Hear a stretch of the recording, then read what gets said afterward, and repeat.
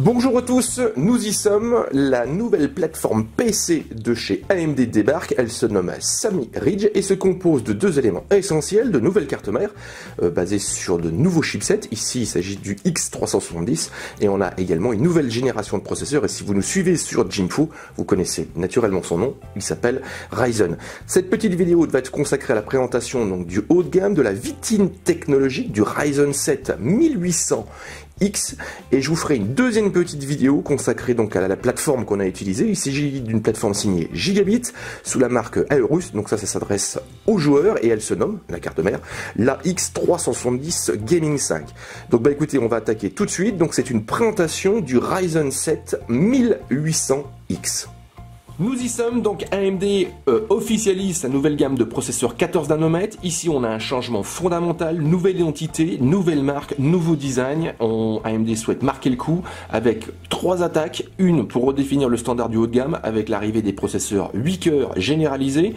AMD souhaite également s'attaquer frontalement aux performances proposées par les processeurs Intel et surtout on a une agression très violente au niveau tarif puisque la vitrine technologique de cette nouvelle gamme, donc de ce Ryzen, le Ryzen 7 1800X est annoncé à 499 $. Donc pour vous donner un petit ordre d'idée, le Core i7 7700K lui est positionné à 340 $, et si on part sur du 10 cœurs chez Intel avec le Core i7 6950X, alors là on est sur du tarif gargantuesque, même pantagruélique, puisqu'ici on frôle avec les 1700 $. Donc pour revenir à cette gamme, petite précision, ici vous avez deux petites boîtes, vous avez également derrière une carte mère.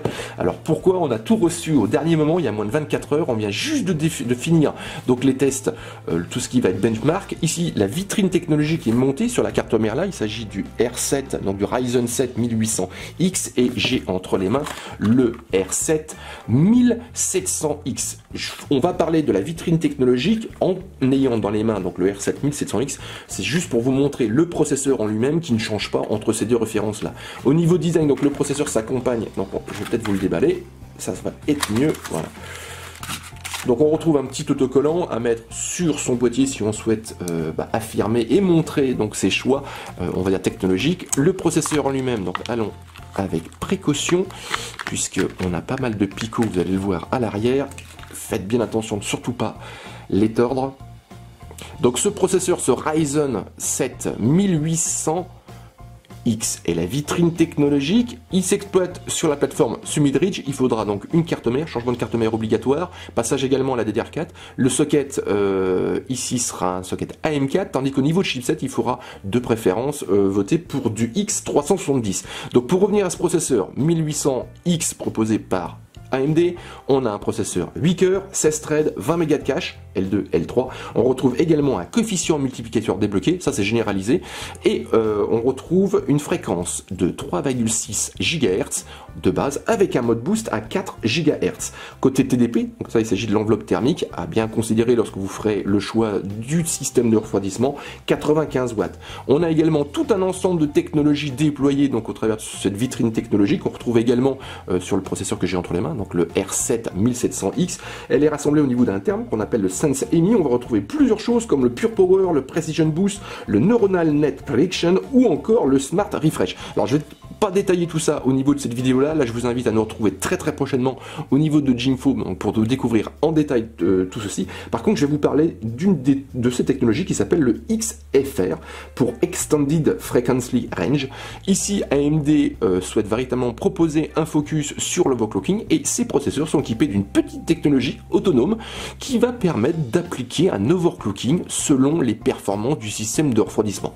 En clair, on installe le processeur sur la carte mère, on l'utilise normalement, il n'y a besoin d'aucun logiciel et il n'y a pas besoin d'intervenir. Cette technologie va regarder les performances du système de refroidissement, donc que ce soit en air cooling ou en water cooling, et si les choses se déroulent bien, c'est-à-dire si le processeur, on va dire, lorsqu'il est fortement exploité, a encore une température acceptable, et bien cette technologie va se mettre en route pour pouvoir appliquer un overclocking. Donc du coup, le mode boost à 4 Go qui est annoncé peut être dépassé grâce à l'XFR. Donc ce R7 1800X Et donc la vitrine technologique de cette nouvelle gamme Ryzen, positionnement 499 $.